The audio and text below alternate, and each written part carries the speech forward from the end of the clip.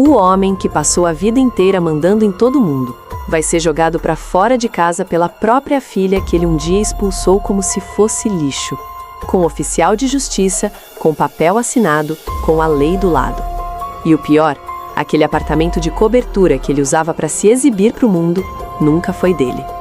Mas espera, porque antes de tudo isso acontecer, do outro lado da cidade, tem uma sobrinha que passou anos inteiros se aproveitando de um tio bondoso demais para o próprio bem.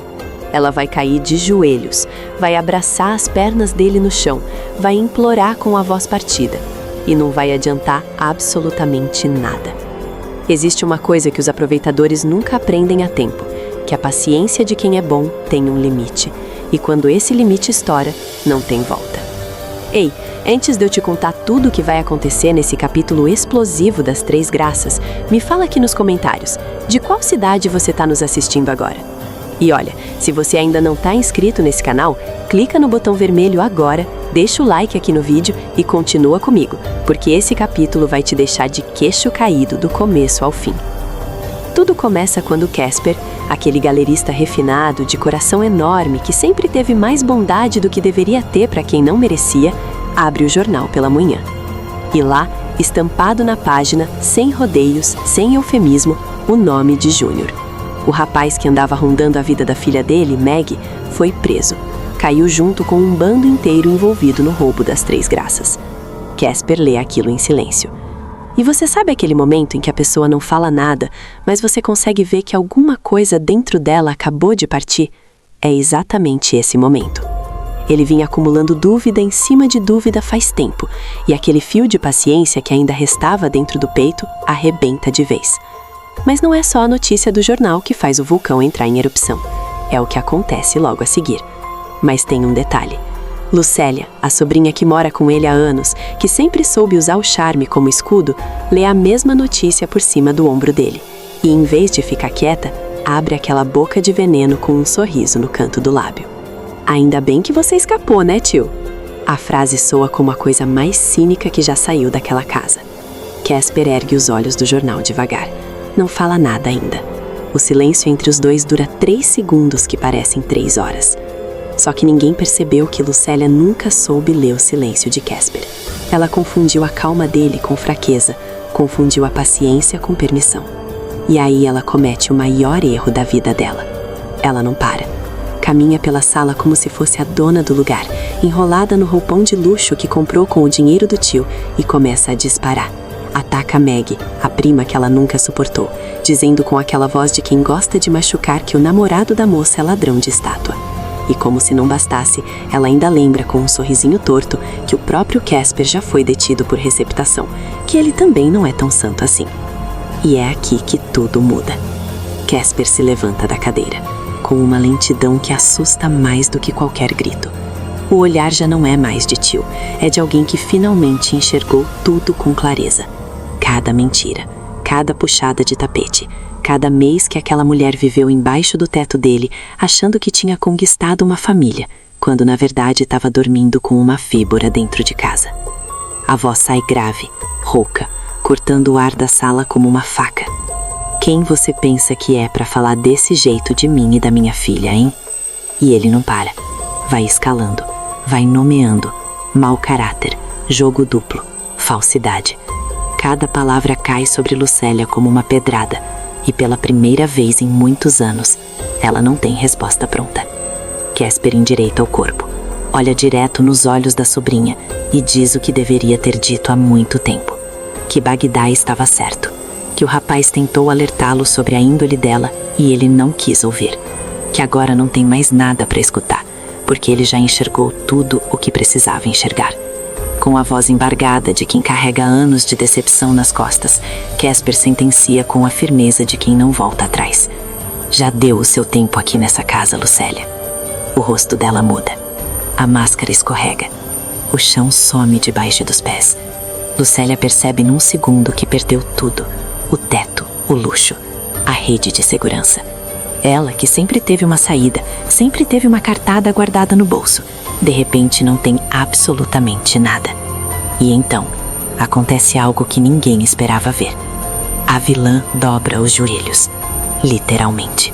Ela se abaixa, envolve as pernas do tio com os braços e implora com a voz partida, numa performance que mistura desespero de verdade com teatrão calculado. Tiozão, não cometa essa injustiça comigo. Eu perdi meus pais, não mereço sofrer tanto. Por um segundo, só um segundo, parece que vai funcionar. Parece que o coração de Casper vai amolecer como sempre amoleceu. Mas não dessa vez. Casper olha para ela lá embaixo no chão, abraçada às suas pernas, e responde com uma frieza que ele mesmo parece não reconhecer em si mesmo. Tenho dó do meu irmão por ter criado uma cobra dessas dentro de casa. A fala sai pesada, sem rodeios, sem ornamento. E quando Lucélia, já no limite, pergunta com os olhos agarrados se ele está expulsando ela de casa, Casper sequer hesita. Dá um passo atrás, olha para ela de cima a baixo e rebate com aquelas palavras que fecham qualquer discussão. Já deu seu tempo aqui nessa casa, Lucélia. A porta bate. O apartamento de Casper fica em silêncio pela primeira vez em anos. Mas enquanto essa cena se encerra do lado de cá, do outro lado da cidade, um outro tipo de ajuste de contas está prestes a começar. E esse não vai ser de tio para sobrinha.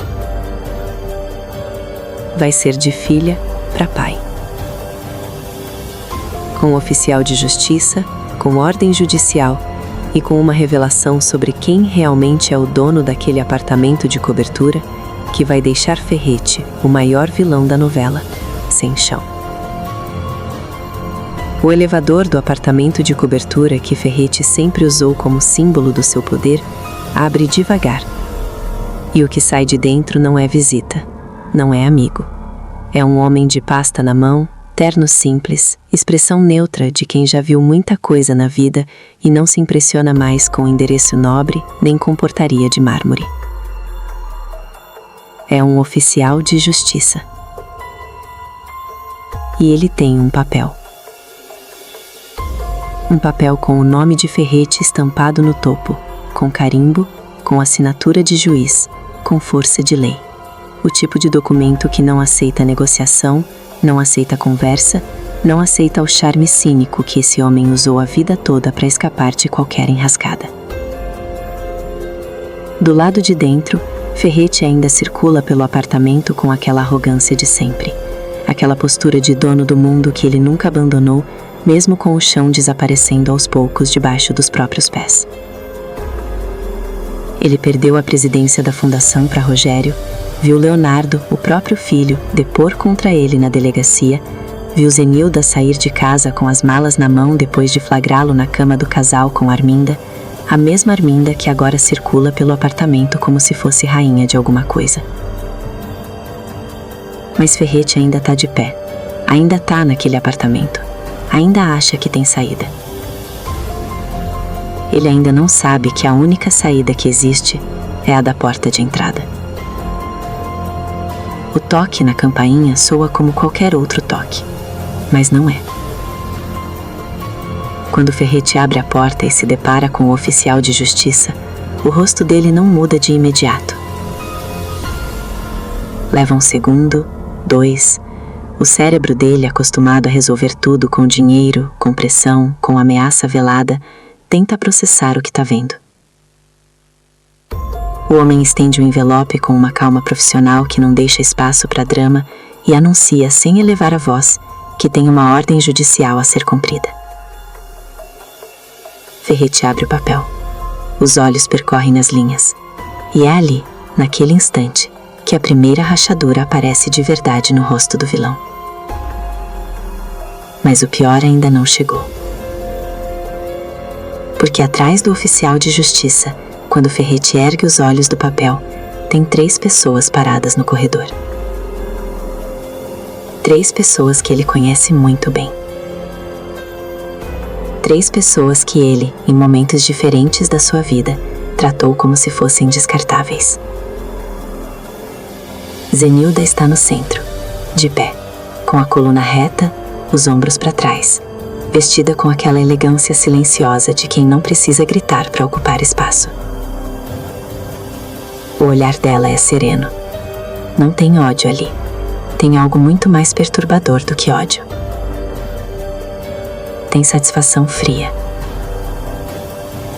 A satisfação de quem esperou, planejou, sofreu calado e finalmente chegou no dia que sabia que ia chegar. Do lado esquerdo dela está Leonardo, o filho que Ferrete achava que tinha no bolso e que escolheu a própria consciência no lugar do sobrenome do pai. E do lado direito está Lorena. Lorena. A filha que ele expulsou de casa porque não aceitou quem ela ama. A filha que tratou como vergonha quando deveria ter tratado como orgulho. A filha que saiu daquela casa com a dignidade amassada, mas intacta por dentro. Ela está ali agora, de frente para o pai, com uma expressão que não é raiva nem tristeza. É o rosto de alguém que chegou para cobrar uma dívida que está vencida faz tempo. Ferrete olha para Zenilda, depois para Leonardo, depois para Lorena. E tenta, com aquela voz que sempre usou para intimidar, retomar o controle da situação. O que vocês estão fazendo aqui? A pergunta sai mais fraca do que ele pretendia. O corredor parece menor de repente. Zenilda dá um passo à frente, cruza os braços e responde com aquela tranquilidade de quem tem todos os documentos na pasta e todos os argumentos na ponta da língua. Ela tá ali cumprindo a lei. O oficial de justiça tá ali cumprindo a lei. E o apartamento, aquele apartamento inteiro, do piso ao teto, do corredor à varanda com vista para a cidade, tem um dono. E esse dono não é ele. Ferrete abre a boca. Fecha. Abre de novo. O oficial de justiça confirma, sem pressa, sem emoção. A ordem é válida. O imóvel está registrado em nome de outra pessoa. A desocupação precisa acontecer dentro do prazo legal. Ferrete olha para o papel de novo, como se a segunda leitura fosse mudar o que está escrito. Não muda. Nunca muda.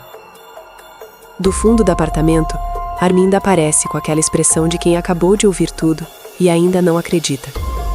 Ela olha para Zenilda com aquele veneno nos olhos de sempre, tenta montar um escudo de superioridade, mas alguma coisa no ar do corredor não deixa. A presença de Zenilda, de Leonardo, de Lorena e principalmente do homem com o papel na mão forma uma muralha que nem Arminda, com toda a sua audácia, consegue derrubar agora. E é nesse momento, com Ferrete segurando o documento, com Arminda paralisada ao fundo, com o oficial aguardando, que Lorena dá um passo à frente. Olha diretamente para o pai e entrega a sentença. O nome que está no registro do apartamento é o dela. Ela tem um documento assinado, uma autorização formal, uma ordem para que o pai e a dona Cobra desocupem o imóvel. Ferrete olha para a filha e pela primeira vez em toda essa história, ele não tem nada para falar. Lorena não levanta a voz, não precisa. Ela fala com aquela calma de quem não ensaiou esse momento no espelho, mas na dor. Na dor de cada noite que passou fora daquela casa, depois que o próprio pai bateu a porta na sua cara, só porque ela escolheu amar quem queria amar. Ela olha para Ferrete com os olhos secos e a voz firme. O Senhor tem 24 horas. 24 horas improrrogáveis para pegar o que é seu, e só o que é seu, e sair desse apartamento que nunca foi seu, que sempre foi meu. Ferrete recebe aquilo como se tivesse levado um soco no estômago sem ver de onde veio. O homem que mandou em tanta gente, que destruiu famílias, que falsificou o remédio, que humilhou o trabalhador, que traiu dentro do próprio lar. Esse homem está de pé no corredor da sua própria cobertura, sendo despejado pela filha que ele jogou fora. A ironia é pesada demais até para quem está só assistindo de fora. Para ele que está no meio, deve ser sufocante. Ele tenta reagir, é claro que tenta. Ferrete sem reação não é Ferrete. A voz volta com aquela raspagem característica de quem está com raiva, mas ainda tenta parecer que está no controle. Fala em advogado, fala em recurso, fala que aquilo não vai ficar assim, que vai reverter, que a justiça vai ver o que está acontecendo. As palavras saem rápidas, atropeladas, sem a elegância calculada de sempre. São as palavras de um homem que está improvisando porque o roteiro que ele escreveu para a própria vida acabou de ser rasgado na sua frente. Zenilda ouve tudo sem piscar. E quando ele termina, ela responde com 3 palavras que valem mais do que qualquer discurso. Já está revertido. O recurso que Ferretti achava que tinha guardado como trunfo foi antecipado, desmontado e enterrado antes mesmo de ele pensar em usar. Zenilda não é só a ex-esposa que ele humilhou, é a advogada que passou cada minuto desse processo estudando cada movimento dele. E ela não deixou brecha nenhuma. Do fundo do apartamento, Arminda explode. Aparece no corredor com aquela energia de quem nunca soube perder. Começa a falar alto, a gesticular, a tentar transformar aquele corredor num palco onde ela ainda é protagonista. Aponta para Zenilda, aponta para o oficial, tenta invocar algum direito que ela imagina ter sobre aquele imóvel onde viveu como se fosse dona, enquanto destruía um casamento. Mas o oficial de justiça interrompe com uma paciência profissional que é quase cruel na sua frieza. O nome dela não está em documento nenhum. Ela não tem vínculo legal com o imóvel. Ela desocupa junto. Arminda olha para Ferretti, esperando que ele faça alguma coisa, que defenda, que reaja, que seja pelo menos uma vez o homem que ela apostou que era. Ferretti não faz nada. Ele está parado no meio do corredor, com o documento amassado na mão, olhando para o apartamento que está perdendo como se estivesse tentando memorizar cada detalhe. A sala grande, a varanda, os móveis caros que ele escolheu para mostrar para o mundo que tinha chegado lá. Tudo aquilo vai ficar. Só ele vai sair. E aí a ficha cai de um jeito que nenhuma palavra consegue descrever direito. Ferretti percebe que perdeu a presidência da fundação para Rogério. Perdeu o filho Leonardo, que depois contra ele. Perdeu o apartamento para Lorena. E está prestes a perder até o teto da cabeça. Tudo de uma vez só. Leonardo observa o pai do corredor, com aquele olhar de quem tomou a decisão mais difícil da vida, mas tomou. Não tem alegria no rosto dele. Tem algo mais maduro do que alegria. Tem a paz pesada de quem fez o que era certo, mesmo quando doía. Zenilda pousa a mão no ombro do filho por um segundo. Não precisa dizer nada. E Lorena? Lorena continuou olhando para o pai, imóvel. E quando Ferretti finalmente ergue os olhos, e os olhos dele encontram os dela, acontece aquele tipo de silêncio que tem mais história dentro do que qualquer cena gritada. Ele criou aquela menina. Viu ela dar os primeiros passos naquele apartamento. E um dia, porque ela decidiu ser quem ela é, ele abriu a porta e mandou ela embora como se nunca tivesse importada. Agora ela está de volta, com o papel na mão, com a lei do lado, com a mãe e o irmão atrás. E é ela quem está abrindo a porta. Só que dessa vez, para ele sair. A vingança não grita, ela só olha. O oficial de justiça registra tudo, carimba o que precisa ser carimbado e informa que voltará em 24 horas para verificar a desocupação. Ferretti, que a essa altura já parece 10 anos mais velho do que quando abriu a porta, recolhe o que resta do orgulho e recua para o interior do apartamento sem dar as costas, como se virar as costas fosse a última humilhação que ele não está disposto a aceitar. Arminda entra atrás dele, arrastando os pés, sem falar mais nada. A porta se fecha do lado de fora. Zenilda, Lorena e Leonardo ficam parados por um momento. E então Zenilda solta o ar que parecia estar segurando faz tempo. Não é um choro, não é uma gargalhada. É aquele suspiro de quem finalmente, depois de tanto tempo, pode respirar inteiro de novo. Lorena encosta o ombro na mãe. Leonardo fecha o círculo pelo outro lado.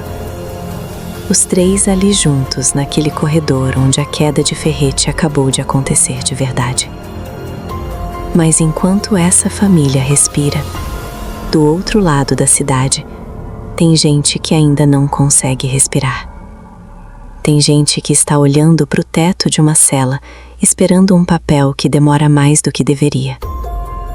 E tem um nome em específico que vai descobrir que, enquanto todo mundo estava sendo solto, ele ficou para trás, sozinho, consumido pela amargura de ver a liberdade dos outros de longe. Mas antes disso, bem antes disso, tem uma festa que a chacrinha inteira está prestes a fazer, porque Gerlúcia está saindo. Zenilda não descansou depois do corredor. Enquanto Ferrete e Arminda recolhiam os cacos lá em cima, ela já estava em movimento. Já estava com o celular na mão, já estava acionando o próximo passo de um plano que ela não montou em um dia, nem em dois. Ela montou esse plano no silêncio de cada noite que passou sozinha, depois que saiu de casa com as malas e o coração despedaçado. E agora cada peça estava caindo no lugar certo, na ordem certa, na hora certa. Porque Zeninta não veio só para derrubar Ferrete. Ela veio para libertar todo mundo que ele tentou enterrar junto. Os alvarás de soltura chegam um atrás do outro. Gerlúcia, Viviane, Consuelo, Júnior. Os papéis saem pela mão de Zenilda como se ela fosse a fada madrinha jurídica que aquele bando todo precisava. E era exatamente isso que ela estava sendo. Cada alvará carimbado é um nó que se desfaz. Cada porta de cela que abre é uma resposta para tudo o que Ferrete tentou fazer com aquelas pessoas. A advogada que ele humilhou, que ele trocou por Arminda, que ele achou que tinha enterrado junto com o próprio lar, está agora assinando a liberdade de quem ele queria ver destruído. E como se não bastasse, até Misael consegue sair. O Misael, o homem que tentou dar um fim em Ferrete com as próprias mãos e não escondeu de ninguém. Ele sai carregando no tornozelo uma tornozeleira eletrônica que vai acompanhar cada passo dele daqui para frente, lembrando todo dia o preço de ter tentado resolver na raça o que deveria ter sido resolvido na lei. Mas ele sai, respira o ar de fora. E para quem estava dentro, isso já é suficiente por hoje. A chacrinha explode quando o carro para na entrada da comunidade e Gerlúcia desce. Gerlúcia, a cuidadora que assumiu a culpa pelo roubo da estátua, que entrou naquele tribunal com a cabeça erguida e saiu presa para proteger quem amava. A chacrinha inteira parece ter combinado de estar ali. Tem gente na janela, tem gente na calçada, tem criança correndo, tem vizinho que nunca falou muito, mas que tá ali do mesmo jeito. Porque algumas pessoas fazem parte de um lugar de um jeito que vai além de morar num endereço. Gerlúcia é assim na chacrinha. Ela é parte do tecido daquele lugar. Viviane desce logo atrás e mal consegue dar um passo antes de ser envolvida num abraço. Consuelo desce em seguida, com aquele jeito que é só dela, tentando manter a compostura e falhando completamente, porque a emoção é grande demais para qualquer compostura aguentar. As três juntas no meio daquela rua são uma imagem que a chacrinha vai guardar por muito tempo. Mas tem uma ausência que pesa.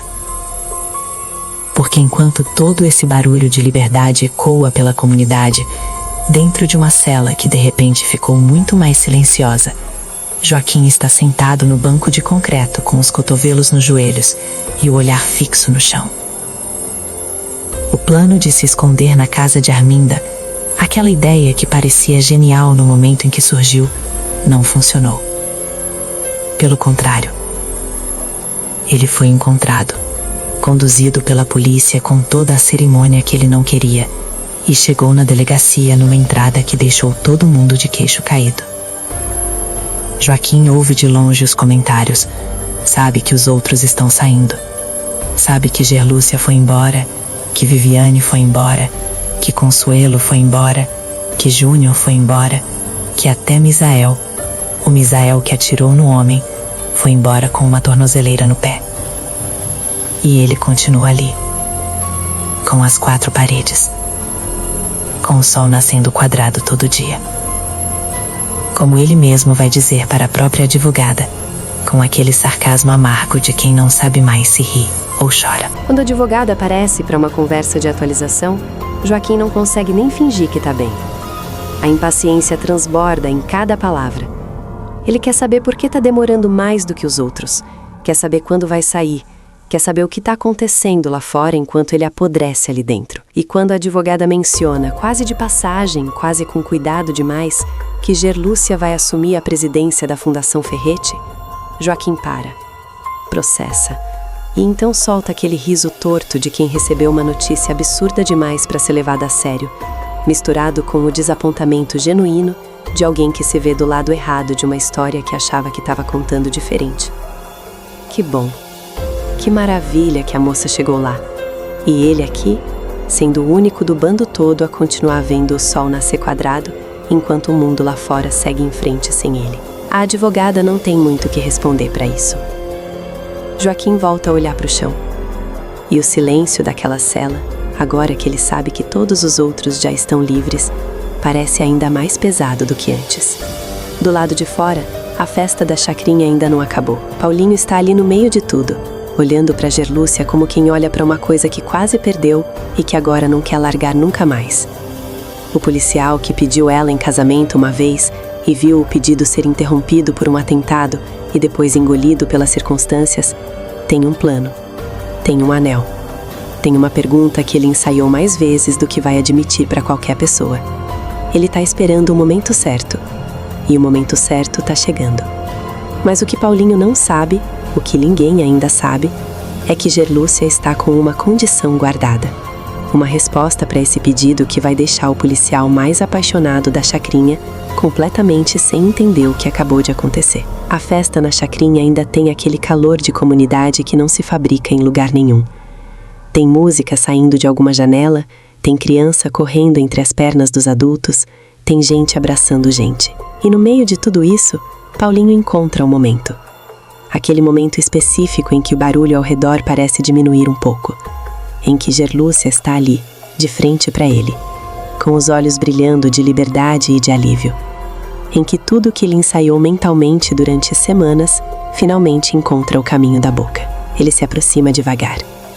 Gerlúcia percebe algo diferente no jeito dele caminhar. Tem uma intenção ali, uma seriedade por baixo do sorriso que ela conhece bem. E quando Paulinho para na frente dela, pega a mão dela com aquela delicadeza de quem sabe que está segurando algo precioso, ela já sabe o que vem. Ele refaz o pedido. O primeiro havia sido engolido por um atentado, um daqueles momentos em que a vida interrompe tudo sem pedir licença. Depois disso veio a prisão, veio o processo, veio a tempestade inteira, que os dois atravessaram de lados diferentes, mas nunca deixaram de se olhar. E agora, com a tempestade passada, com ela livre, com a chacrinha em volta como testemunha involuntária, Paulinho faz a pergunta de novo, com as palavras certas, com o coração na mão, com aquela honestidade crua que é a maior característica dele desde o primeiro capítulo. Gerlúcia ouve tudo, sorri e diz que sim. A chacrinha que já estava em festa sobe mais um degrau de barulho. Mas então, e é exatamente aí que a história vira, Gerlúcia segura a mão dele com firmeza e diz que tem uma condição. Paulinho abre um sorriso de quem está pronto para ouvir qualquer coisa, confiante de que conhece essa mulher de ponta a ponta. O sorriso vai mudando de forma aos poucos enquanto ela fala. A condição é simples, direta e completamente inesperada para quem estava esperando qualquer outra resposta. Ela quer se casar com ele, mas cada um continua morando na própria casa. Paulinho pisca, processa, pisca de novo. Não é rejeição, não é recuo. É Gerlúcia sendo Gerlúcia. Aquela mulher que passou a vida inteira dependendo de situação, de circunstância, de outros, e que aprendeu da forma mais dura possível o valor de ter um chão que é só seu. Ela não quer abrir mão disso. Não porque não ama, mas porque aprendeu que amar alguém não significa dissolver-se dentro da vida do outro. E Gerlúcia, que chegou até aqui do jeito que chegou, não vai mais abrir mão de quem ela se tornou para caber no espaço de ninguém. Nem de Paulinho, que é o homem que ela mais ama nessa história. Paulinho fica ali parado por um segundo que parece longo. E então, porque ele é exatamente o tipo de homem que essa mulher merecia encontrar, ele a aceita. Não com resignação, com respeito. Com aquele tipo de amor que não precisa possuir para ser real. Os dois se abraçam no meio da chacrinha enquanto o mundo ao redor continua girando, sem saber que acabou de presenciar um pedido de casamento diferente de qualquer outro que essa novela mostrou. Mas a história de Gerlúcia nesse capítulo não termina no abraço. Rogério a procura ainda naquele dia, e o que ele traz não é só gratidão pelo que ela fez. Não é só reconhecimento pela coragem de ter assumido tudo e protegido o plano quando o plano mais precisava. O que ele traz é uma proposta, concreta, formal, com peso de verdade. Ele quer prepará-la para assumir o comando da Fundação Ferretti. Aquela mesma fundação que Ferretti usou como escudo de respeitabilidade enquanto fazia tudo o que fazia nas sombras. Rogério quer colocar Gerlúcia exatamente ali, no centro, no topo. Gerlúcia ouve com aquela atenção quieta que ela tem quando algo importante está sendo dito. E a resposta não demora. Ela aceita. Não com euforia, com clareza, com a consciência de quem sabe que esse convite não é um prêmio, é uma responsabilidade. E responsabilidade é uma coisa que Gerlúcia nunca fugiu na vida, mesmo quando fugir teria sido muito mais fácil. A primeira ordem que ela dá no novo cargo não é sobre estrutura, não é sobre orçamento, não é sobre nenhuma das grandes questões que vão ocupar os próximos capítulos. É uma ordem pequena, direta, pessoal. Ela manda readmitir Viviane como responsável pela farmácia da chacrinha. A amiga que teve do lado quando tudo desmoronava, que entrou nessa junto e saiu da cela junto. Vai voltar para o lugar onde ela sempre fez o bem. Isso é a primeira coisa que Gerlúcia faz com o poder. E talvez seja a coisa que mais diz sobre quem ela é. Ferretti perdeu o apartamento, perdeu a fundação, perdeu o filho, perdeu o respeito. E agora vê a mulher que ele tentou esmagar, sentar na cadeira que era dele. Não por acaso, não por sorte, mas porque enquanto ele usava o poder para destruir, ela usava o que tinha para construir. A conta chegou. E como essa novela vem mostrando desde o começo, a justiça pode demorar, pode testar a paciência de todo mundo, pode parecer que nunca vai chegar, mas ela chega. E quando chega, chega inteira. Você gostou que Lorena deu apenas 24 horas para Ferretti desocupar o apartamento que sempre foi dela, na frente de Zenilda, de Leonardo e do oficial de justiça, sem deixar saída nenhuma para o homem que um dia abriu a porta e mandou ela embora? Que nota de 0 a 10 ela merece? Coloca sua resposta nos comentários agora. E olha, porque o que vem no próximo capítulo vai ser ainda mais pesado do que tudo isso que você acabou de ver. Ferretti encostado na parede, sem saída, sem recurso e sem teto. O que será que ele vai fazer quando não tiver mais nada a perder? Tá aparecendo para você mais um vídeo surpreendente da novela. Clica nele agora para assistir. Inscreve no canal para receber todos os vídeos publicados depois da novela. Não perde nenhum.